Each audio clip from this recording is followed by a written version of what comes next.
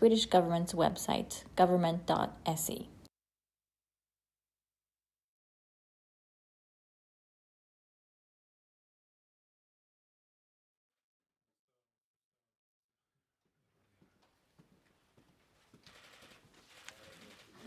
So, ladies and gentlemen, very welcome. It gives me great pleasure to welcome my Spanish colleague, José Manuel Albares, to Stockholm.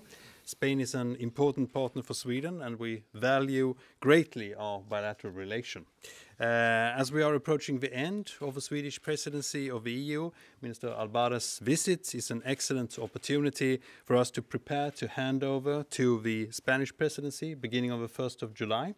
And today we have discussed important topics high on the EU's agenda, together with Minister for EU Affairs, Jessica Rosvall. During our meeting today, we also had the opportunity to discuss Sweden's accession to NATO, and we look forward to working together with Spain also as NATO allies. We're very grateful for Spain's support for our accession. Spain played an important role during the NATO summit in Madrid last year when Sweden gained invitee status. And Spain has also been a partner to Sweden throughout the ratification process. And I have conveyed my gratitude to Minister Albares for Spain's swift ratification and clear stance on the fact that Sweden should become a member before the Vilnius summit. We also discussed our continued support to Ukraine, and for the Swedish presidency, strong and long-term support to Ukraine and continued pressure on Russia are our main foreign policy priorities. We are pleased to have delivered several concrete results during our Council presidency this spring, including sanctions package, backing the establishment of an international tribunal to investigate and prosecute Russia's crime of aggression, and the ad hoc working party to explore the use of frozen Russian assets to support Ukraine's reconstruction. And I know that our Spanish friends will continue this important task during their presidency. Sweden and Spain also agreed on the importance of the transatlantic relationship, and Minister Albares recently visited Washington and had an opportunity to talk about this. We of course welcome the Trade and Technology Council, which is going to happen between the US and the EU in Luleå next week. And I look forward to continuing our conversation through the remaining part of our presidency, and I stand ready to do everything I can to support a smooth transition to the Spanish EU presidency. And I now give the floor to my colleague, José Manuel, and then afterwards, when the minister have left, I will return for some questions. Please, Minister, the floor is yours. It is a pleasure to be here today in Stockholm with my colleague Tobias Billström, and I really want to thank my good friend Tobias for his hospitality and his warmth. Spain and Sweden are close EU partners and NATO allies, I'm sure, very soon, and that's what we hope. Our bilateral relations have also been growing over the last decade. We have political, trade and investment ties, but also we have very deep and consolidated people-to-people contacts.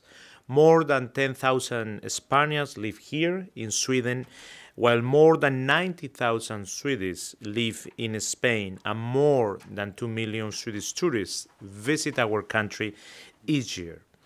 Spain will be taking over the presidency of the EU Council after a very successful Swedish presidency. The motive of my visit today has been to strengthen our coordination of the important task in these difficult times for Europe of taking over the presidency.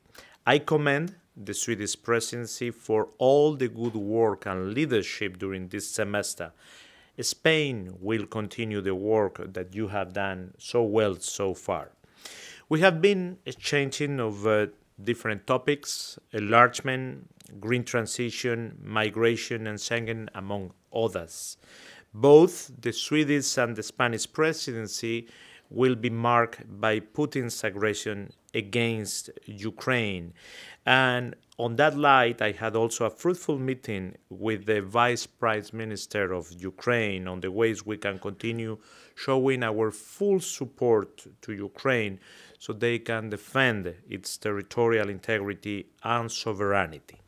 I have explained also some of the points on which our presidency will be based. As you know, one of the highlights of our presidency will be the EU Select Summit in July, where we hope to achieve a new strategic relationship with a region that is key to upholding a rule-based order in the world.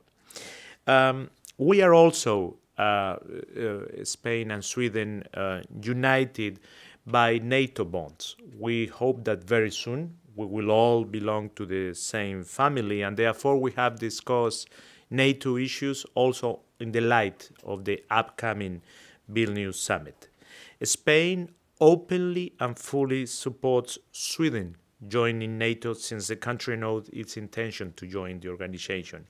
We will keep working at every level and in a constructive way to ask the last two remaining allies to finish their ratification process as soon as possible, so everything is done before the very important summit in Vilnius.